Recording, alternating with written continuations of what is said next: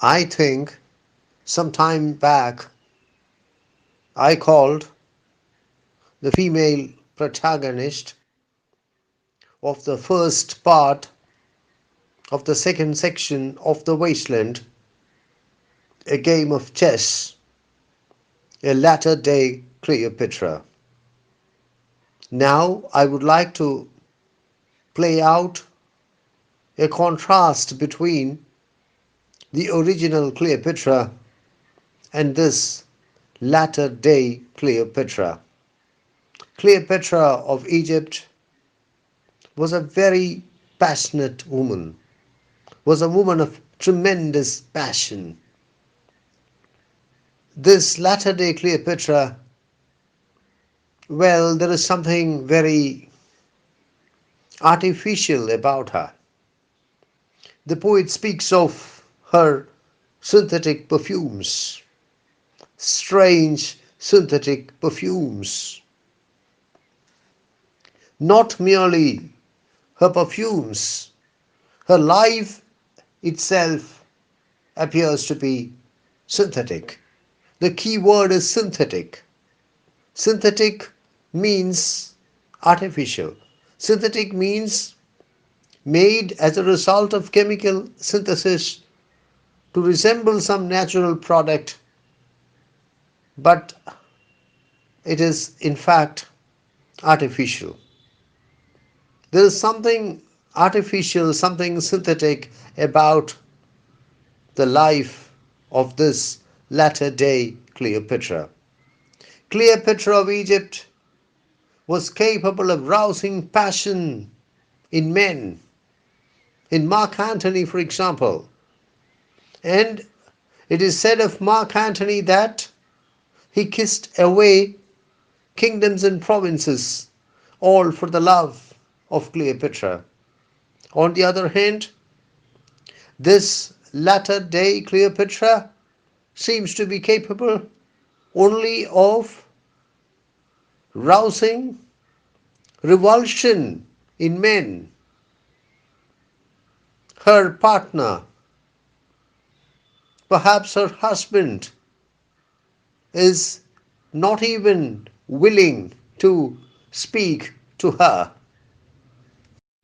When we go to the latter part of a game of chess, we meet with an abrupt shift of the locale.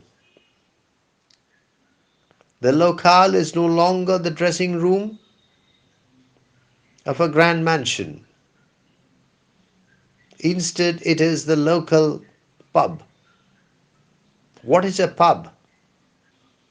A pub or a public house is a uniquely British institution and perhaps also an Irish institution. A pub is basically a bar where you can get beer and sometimes also other alcoholic drinks and also food, and the same can be consumed on the premises. The pub is certainly not a posh place. It is seldom frequented by the rich and famous, and the typical habitué of the pub is a lower class or a middle class person. Thus, we come from the very pinnacle of society to the very bottom of society, of the society, in the course of the same section. The effort of T.S. Eliot appears to be to give a comprehensive picture of European society as it existed in the years immediately succeeding the conclusion of the Great War. T.S. Eliot seems to desire to work out a contrast between the representatives of the upper class and the representatives of the lower class, and also a comparison between the two. When Lil's husband got demobbed, Lil. Lil can mean Elizabeth. Lil can also mean little. When Lil's husband got demobbed, demobbed is demobilized, released from military service. When the First World War ended, a large number of soldiers were demobbed, were demobilized, were released from military service, and this created very serious problems in society. When Lil's husband got demobbed, I didn't mince my words. I said to her myself. The speaker is probably the friend of Lil. And I have to point out that, as usual, in Eliot, as usual in the Wasteland, there is a sudden shift of speaker, shift of scene without any announcement. Unannounced change of speaker, unannounced shift of scene. The speaker here is probably the friend of Lil. And what does she say? I didn't mince my words. What a beautiful construction. Mince. Mince means cut something into very small bits. Chop something into very small bits. Mince meat. Meat that has been cut. Meat that has been chopped into very small pieces. Very fine pieces.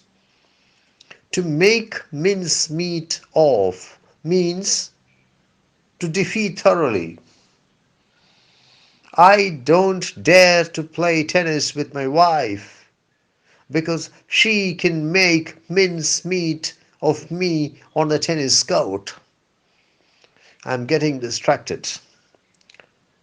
I didn't mince my words. To mince one's words, to refuse to mince one's words, means to speak directly, honestly, bluntly, without caring for the consequences. The speaker says that she didn't mince her words.